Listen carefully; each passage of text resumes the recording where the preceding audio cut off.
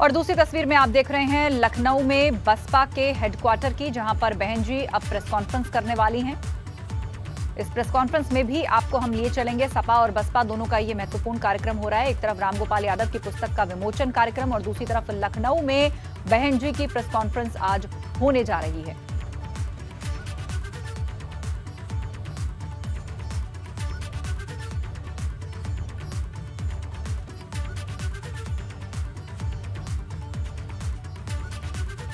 तो तैयारी पूरी हो चुकी है। बहन जी थोड़ी देर में प्रेस से मुखातिब होंगी, मंच पर आ चुकी हैं और देखना होगा कि 2022 का जो विधानसभा चुनाव आ रहा है, क्या उससे संबंधित कोई घोषणा करती हैं, क्या रणनीति बसपा की होने जा रही है, क्या जानकारी आज उससे संबंधित मायावती प्रेस को देती हैं।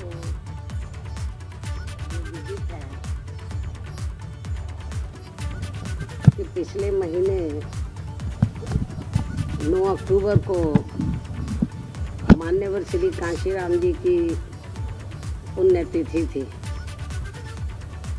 और इस मौके पर मैंने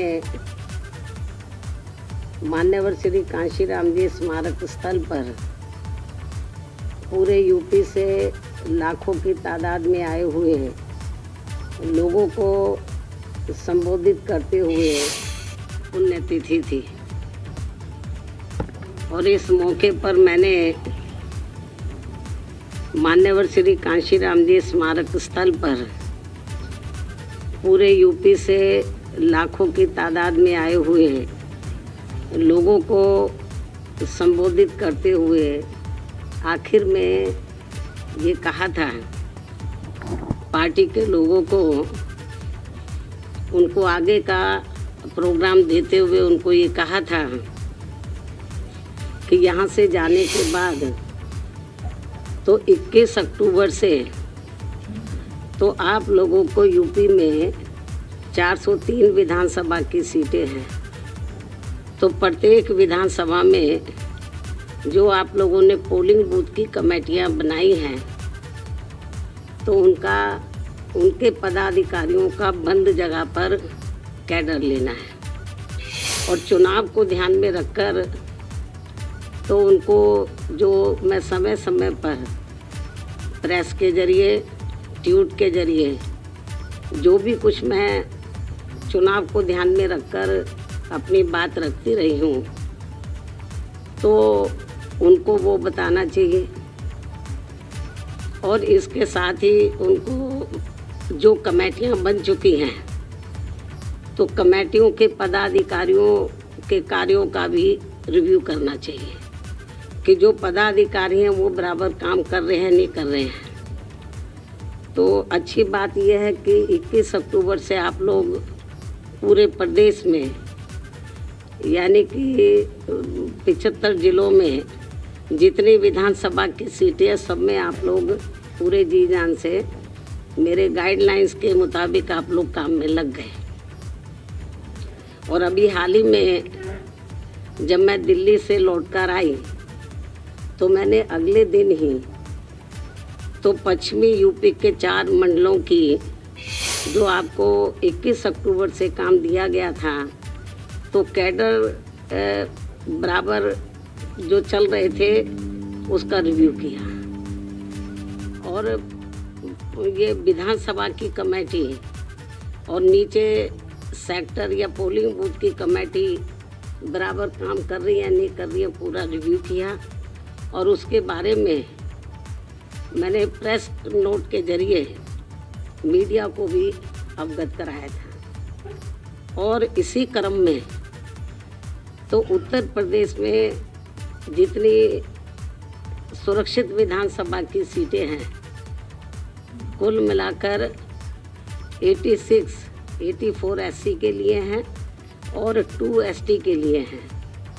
टोटल 86 जो रिजर्व विधानसभा की सीटें हैं, तो आज मैंने इसी क्रम में तो 86 विधानसभा की जो सीटें उनके विधानसभा अध्यक्ष को आज इधर बुलाया है और आज मैं कैडर के बारे में और कमेटी के जो सुरक्षित सीटों पे जो पदाधिकारी हैं वो बराबर क्या काम कर रहे हैं, क्या प्रगति रिपोर्ट है, तो उसका रिव्यू करने के लिए खासकर मैंने आज सुरक्षित विधानसभा के जो पार्टी के विधानसभा के अध्यक्ष हैं उनको बुलाया है। मैं मीडिया बंधुओं को ये कहना चाहती हूँ कि आज बीएसपी प्रदेश कार्यालय लखनऊ में यूपी की सभी सुरक्षित विधानसभा की सीटों के बीएसपी के केवल विधानसभा अध्यक्षों की ये अति महत्वपूर्ण व जरूरी बैठक बुलाई गई है। और इस खास बैठक में तो प्रदेश की प्रत्येक ऐसी विधानसभा की सीट पर पार्टी संगठन की सभी स्तर की कमेटियों के कार्यों की व खासकर पोलिंग बूथ की कमेटियों को जो कैडर दिए जा रहे हैं वो कैडर के कार्यों की तथा सर्व समाज में पार्टी के जनाधार को बढ़ाने की स्थिति की भी गहन समीक्षा आज की बैठक में की जाएगी।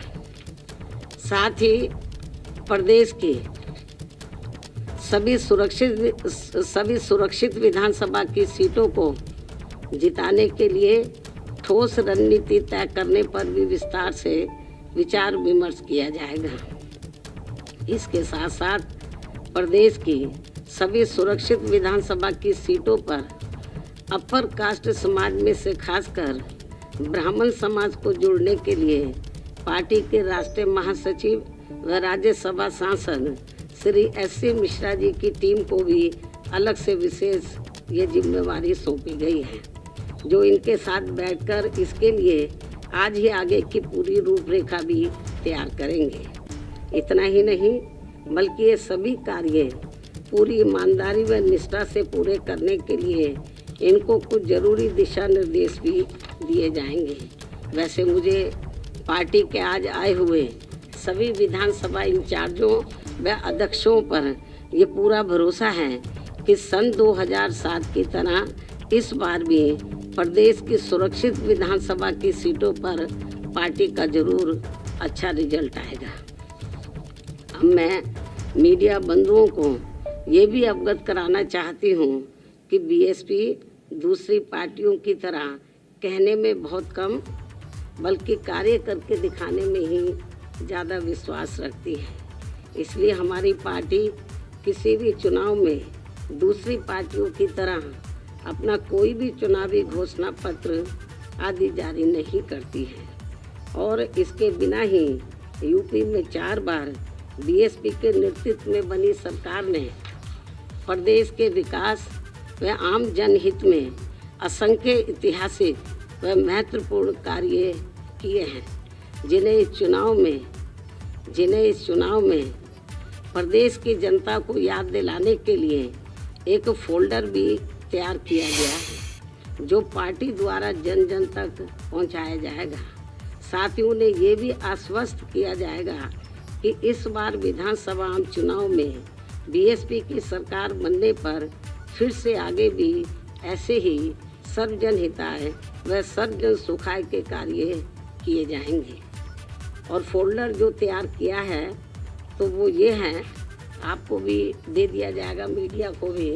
ये हमने ये कई पेज का फोल्डर है तो जो हमने तैयार किया है, तो यूपी में ये पूरे 403 विधानसभा में गांव-गांव और कस्बे तक इस फोल्डर को लोगों के हाथों में दिया जाएगा पढ़ने के लिए, ताकि उन्हें ये एहसास हो जाए कि मेरे नेतृत्व में बनी सरकार ने तो यूपी में क्या क्या महत्वपूर्ण कार्य किए हैं।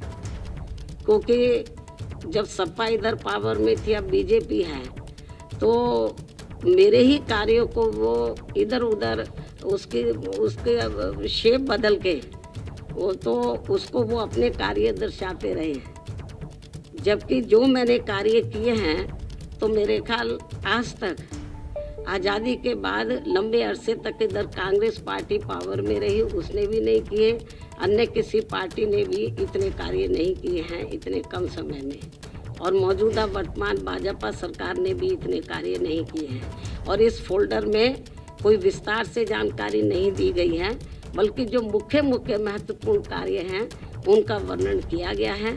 तो ताकि ये जन जन तक ये मालूम हो जाए कि बीएसपी दूसरी पार्टियों की तरह कोई घोषणा पत्र आदि जारी नहीं करती है, कहने में कम कार्य करके दिखाने में ज़्यादा विश्वास रखती है। और ये हमने अपनी 4 बार की हुकूमत में ये सब करके दिखाया है। तो ये फोल्डर आज जारी किया जा रहा है, पूरे प्रदेश में ये फोल्डर जाएगा और लोगों को मालूम हो जाएगा कि हमने क्या कार्य किए, और आगे हमारी सरकार बनती है तो इसी पैटर्न पर फिर से कार्य किए जाएंगे। तो प्रदेश का भी डेवलपमेंट किया जाएगा और जनहित का भी, और जो विभिन्न क्षेत्र में जो लोग काम में लगे हैं, चाहे गरीब हैं, मजदूर हैं, छोटा व्यापारी है, कर्मचारी है, वकील है, तो या हमारी छात्र हैं, महिलाएं हैं, बुजुर्ग हैं, सबके हितों में कार्य किया जाएगा जैसे हमने पहले किया था। और ये सब वैसे तो आप लोगों को मालूम है, मीडिया भी मालूम है, लेकिन मीडिया दर्शाता नहीं है। आपकी भी अपनी मजबूरी है, कितना दिखाना है बीएसपी को मैं समझ सकती हूँ, तो आपकी भी अपनी मजबूरी है, लेकिन हमारी भी अपनी मजबूरी है। जब हमें लगा कि आप लोग हमारे कार्यों को बराबर दर्शा नहीं रहे हैं, तो फिर हमें ये मजबूर होकर ये फोल्डर तैयार करना पड़ा है जो जन जन तक ये जाएगा। तो और इसके अलावा मीडिया बंधुओं को इन सब मामलों में विस्तार से जानकारी अलग से प्रेस नोट के जरिए भी दे दी जाएगी। धन्यवाद। तो बसपा सुप्रीमो मायावती की प्रेस कॉन्फ्रेंस आप सुन रहे थे। कई महत्वपूर्ण बातें उन्होंने कही। 2022 का विधानसभा चुनाव नजदीक आ रहा है, उसको ध्यान में रखे कहा कि 2007 की तरह इस बार भी अच्छे नतीजे रहेंगे।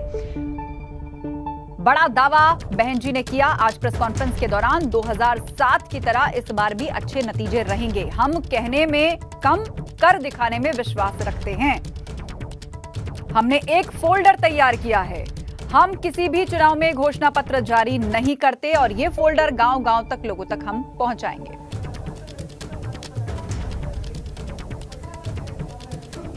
देखो, मैंने 2-3 दिन लगातार इसको लेके ट्वीट किए हैं।